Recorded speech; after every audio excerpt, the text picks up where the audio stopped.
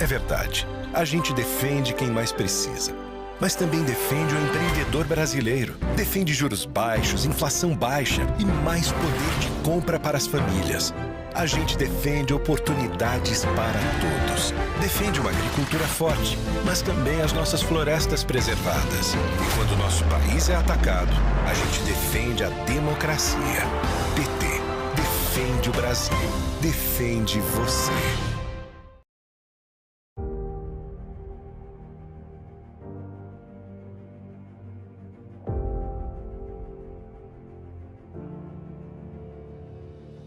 Eu tinha certeza que esse dia chegaria.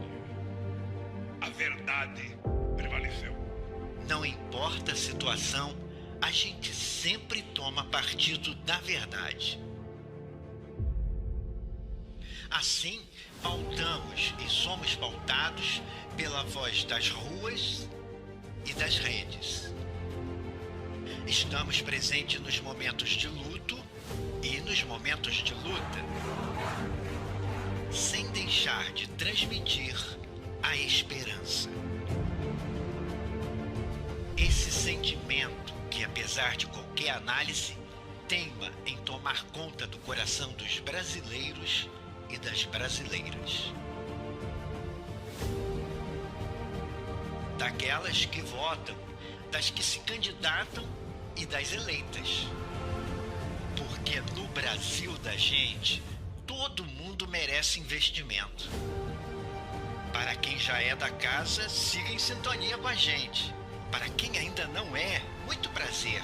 Fazemos parte da Rede Povo de Comunicação do PT. TV PT. Aqui brilha uma estrela.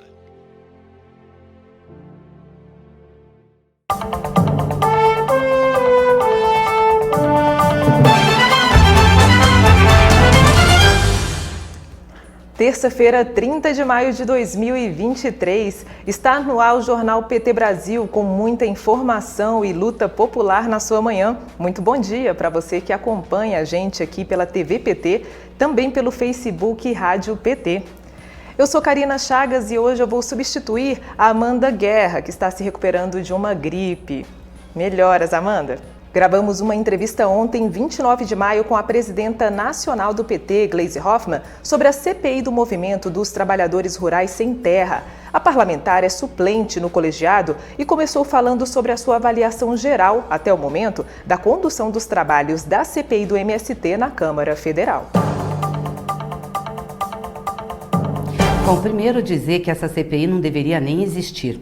O MST já foi objeto de investigação de CPI no primeiro mandato do presidente Lula, ou no segundo mandato do presidente Lula, também na Câmara dos Deputados. E não restou nada comprovado do que eles falavam que era o MST, um movimento que invadia terras, que fazia bagunça, enfim, derrubamos isso. Agora volta a CPI do MST, muito em resposta à CPMI do golpe do dia 8 de janeiro. Como esse pessoal ficou muito no canto, né, porque eles de fato articularam esse golpe do dia 8 de janeiro, eles vieram para uma ofensiva em cima de um movimento social que é o maior movimento social organizado do Brasil, reconhecido internacionalmente e que tem contribuído muito para o desenvolvimento do nosso país, inclusive com os assentamentos rurais. Então, primeiro dizer que não deveria existir nem objeto adequado tem, não tem objeto como manda a lei. O que eu acho que a gente tem que fazer num caso desse? Primeiro, defender o MST, como esse movimento que é, inclusive um movimento solidário com outras lutas do povo brasileiro, defender uma política nacional de reforma agrária, defender os assentamentos, mostrar o que o MST produz, o quanto ele é importante para o Brasil. Nós temos que fazer e dialogar com a sociedade brasileira. Porque essa CPI que nós somos absolutamente minoria. São 40 deputados e deputadas contra o MST e 14 que estão defendendo, ou seja, que estão na base do governo. Então é uma correlação de forças ruins. Eles com certeza vão fazer o relatório que eles quiserem. O que nós precisamos é mostrar para a sociedade quem é o MST, o valor que ele tem como movimento social, o que são os assentamentos da reforma agrária, as cooperativas, a produção de alimentos que vai para a mesa do povo trabalhador, do povo brasileiro. Esse é o nosso papel lá. E eu acho que isso a gente tem conseguido fazer e avançar.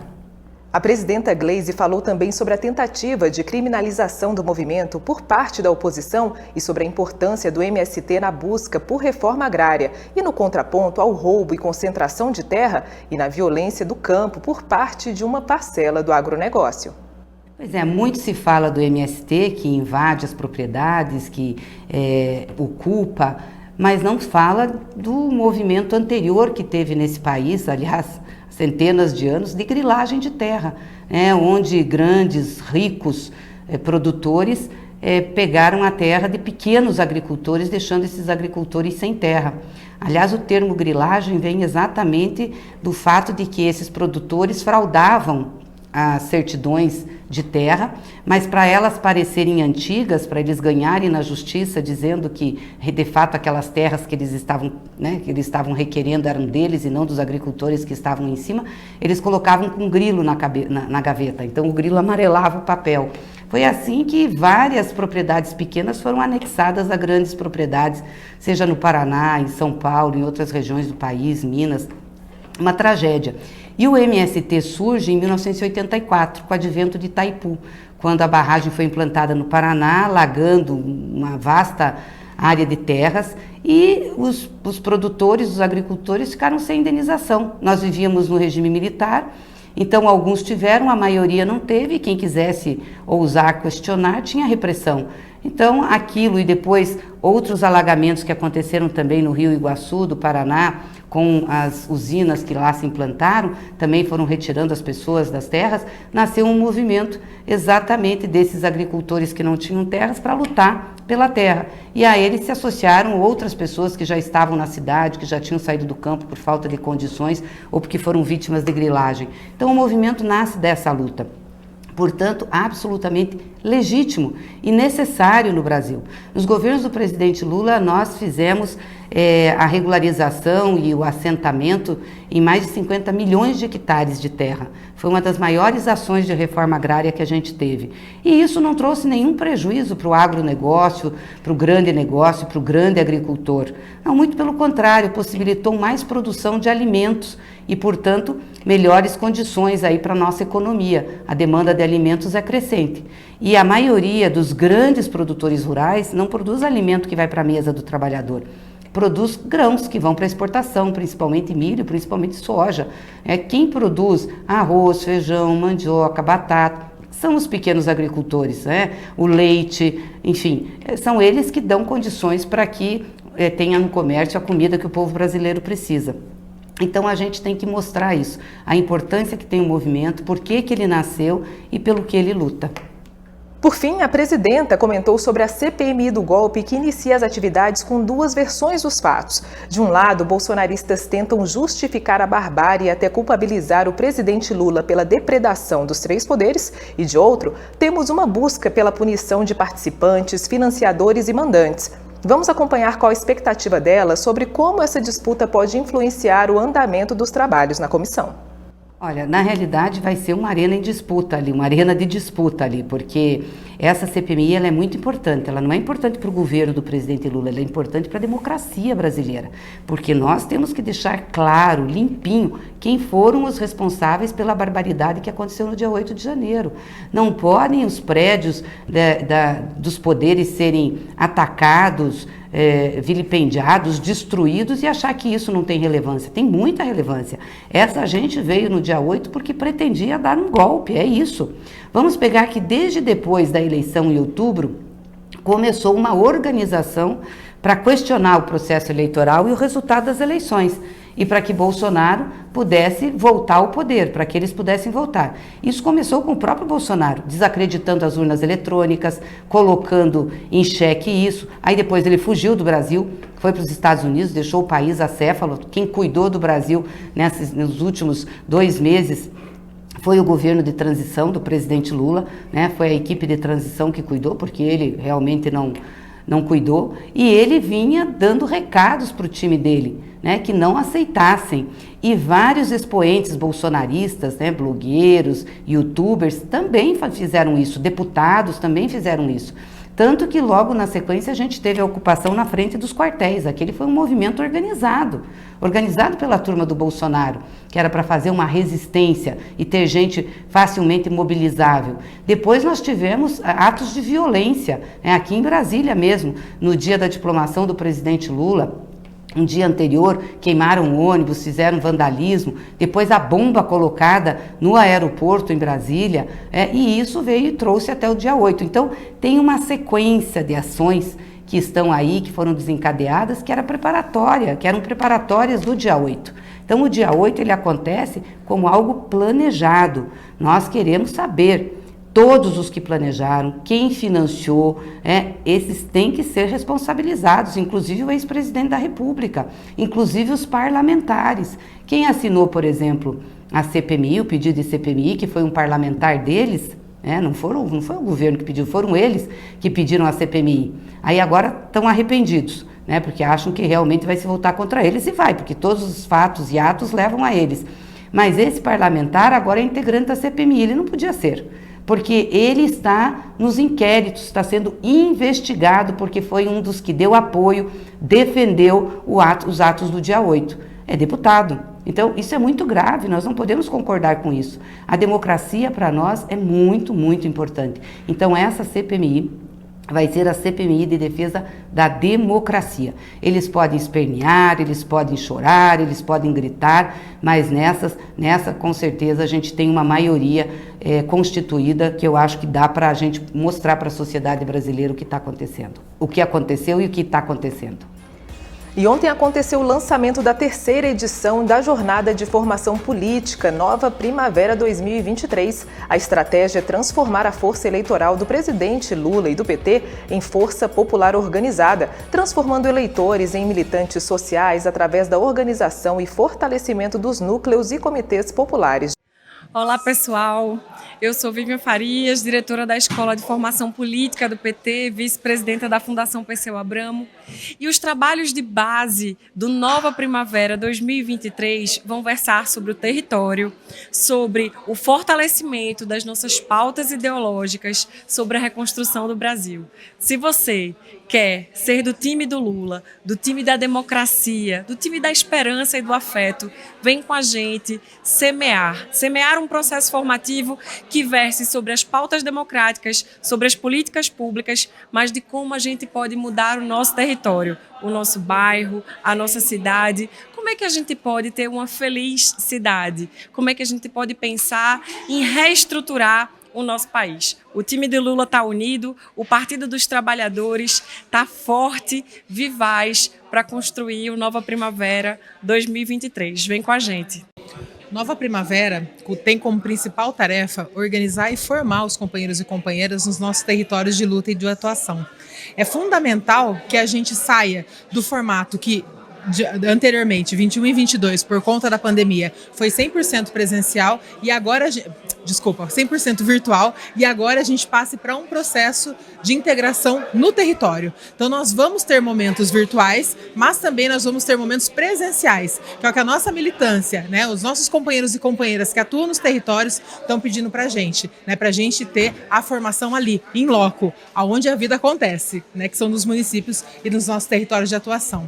Então, é fundamental esse processo acontecer de forma casada com as regiões todas de todo o Brasil. E esse é o grande desafio do Nova Primavera desse ano, fazer essa formação nacionalizada via Escola Nacional de Formação, Secretaria Nacional e Fundação Perseu Abramo, em conjunto com as secretarias estaduais e com as secretarias municipais, coletivos de formação, com a nossa rede de formadores e formadoras espalhadas pelo Brasil todo, que com certeza vai contribuir muito com esse processo de fortalecimento da nossa base, transformando a nossa potencialidade eleitoral, a potencialidade eleitoral do PT e do nosso companheiro presidente Lula em base social organizada. Essa é a contribuição que o Nova Primavera e a formação do PT quer dar para todos os companheiros e companheiras no ano de 2023. Esse trabalho de base é muito importante para fortalecer e transformar a força eleitoral da eleição do PT e do Lula em uma força social que possa defender o nosso projeto de governo e que defenda as conquistas que o nosso governo vai implantar e já está implantando. É essencial para defender o projeto popular no Brasil. A presidenta do PT, Gleisi Hoffmann, e a secretária da Escola Nacional de Formação do PT, Maria do Rosário, falaram da importância da formação política e as expectativas para o próximo período. A terceira edição do Nova Primavera e com muitas novidades, e isso é muito bom. A formação política é essencial, né, porque ela, na realidade, alimenta a organização e a mobilização. Sem formação política, sem saber para onde nós vamos, de onde viemos e o que nós somos, não adianta estarmos organizados, certo? Então, é a formação política que dá sentido à nossa luta, que explicita a nossa causa e que prepara a nossa companheirada e o nosso exército para enfrentar isso tudo e para mudar e transformar o Brasil. Não foi fácil chegar até aqui. Vivemos momentos muito difíceis nessa nossa jornada, nessa nossa caminhada, mas a nossa militância não baixou a cabeça, enfrentou, peitou, discutiu e sabia que aquilo era mentira e que nós venceríamos porque nós tínhamos uma causa e que aquela perseguição não duraria. A resiliência do presidente Lula, a linha política que ele nos deu nesse enfrentamento foi fundamental. Agora é que nós vamos ter que enfrentar mesmo o processo de fazer o projeto de transformação do país. Um projeto político, progressista e popular, e que ele tem que ter muita firmeza e muito apoio social e popular. Então, por isso, muito importante o partido estar preparado. E a ideia, né, da Nova Primavera, que surgiu desde lá de trás, que é focada nos comitês populares de luta, é, para nós, uma das coisas mais importantes e prioritárias. Sem essa organização territorial de base que a gente precisa, nós não vamos dar sustentação ao nosso governo. Esse período do PT tem sido extremamente fértil para a retomada da tarefa partidária de ser uma escola de formação política. E o PT tem uma escola que conecta a Fundação Perseu Abramo e a direção nacional do PT. Hoje e amanhã, aqui em Brasília, nós estamos lançando o Nova Primavera, que é a nossa jornada nacional de formação de educação popular, e, ao mesmo tempo, nós estamos apresentando o Sistema Nacional de Formação e Educação Política do PT e formatando, colocando em prática um grande sonho nosso, que é a retomada do Coletivo Nacional de Formação. Isso significa que tem muitos petistas em todo canto do Brasil fazendo da formação política o caminho para organizar comitês populares de luta, núcleos de base, fortalecendo as direções. A própria Fundação Perseu Abramo, dirigida pelo Paulo Okamoto, tem como uma das metas cursos para dirigentes da área de finanças, da área de comunicação, da área de organização, da presidência, de todo o partido, desde cada município até a direção nacional. E o Nova Primavera faz o nosso trabalho de base, de encantar o Brasil. Porque a gente venceu a eleição com o presidente Lula, mas, sabe, a nossa luta contra essa extrema-direita e para fazer o Brasil saber que os seus sonhos podem se realizar, isso é todo dia. E a formação serve para isso, para dar a força que a pessoa precisa para saber que ela tem um poder transformador quando se organiza na sua comunidade, escola, na sua cidade e região. O presidente Luiz Inácio Lula da Silva recebeu nesta segunda-feira, 29 de maio, no Palácio do Planalto, o presidente da Venezuela, Nicolás Maduro, em um encontro que marcou a retomada das relações diplomáticas entre os dois países. Após a reunião de portas fechadas e a cerimônia de assinatura de atos, os presidentes participaram de uma coletiva e Lula falou da retomada da relação entre Venezuela e Brasil. Depois de 8 anos, o presidente Maduro volta a visitar o Brasil e nós recuperamos o direito de fazer política de relações internacionais com a seriedade que sempre fizemos, sobretudo com os países que fazem fronteira com o Brasil. E a Venezuela sempre foi um parceiro excepcional para o Brasil. Essa volta da relação Brasil e Venezuela é plena. É isso que eu desejo e é isso que eu espero que você contribua conosco para que a relação entre Brasil e Venezuela não seja uma relação apenas comercial. Ela tem que ser comercial, ela pode ter uma relação política, ela pode ser cultural, ela pode ser econômica, ela pode ser feita de ciência e tecnologia, ela pode ser feita entre as nossas juventudes, construindo parceria, entre as nossas universidades, Portanto, ela pode ser feita, inclusive, com as nossas Forças Armadas, trabalhando em conjunto na fronteira para que a gente combata o narcotráfico em toda a nossa fronteira. A América do Sul, ela precisa se convencer que nós temos que trabalhar como se fosse um bloco. Não dá para ninguém imaginar que sozinho um país da América do Sul vai resolver os seus graves problemas que já perdura mais de 500 anos. E se a gente estiver junto, nós somos 450 milhões de pessoas. Se a gente estiver junto, a gente tem um PIB de quase 4,5 trilhões de dólares. A gente tem força no processo de negociação. Então, essa vinda do Maduro aqui, ela representa um pouco essa retomada. O Brasil vai sediar nesta terça-feira a cúpula dos presidentes da América do Sul aqui em Brasília. Até o momento, líderes de 11 países da América do Sul aceitaram o convite do presidente Lula para participarem da reunião.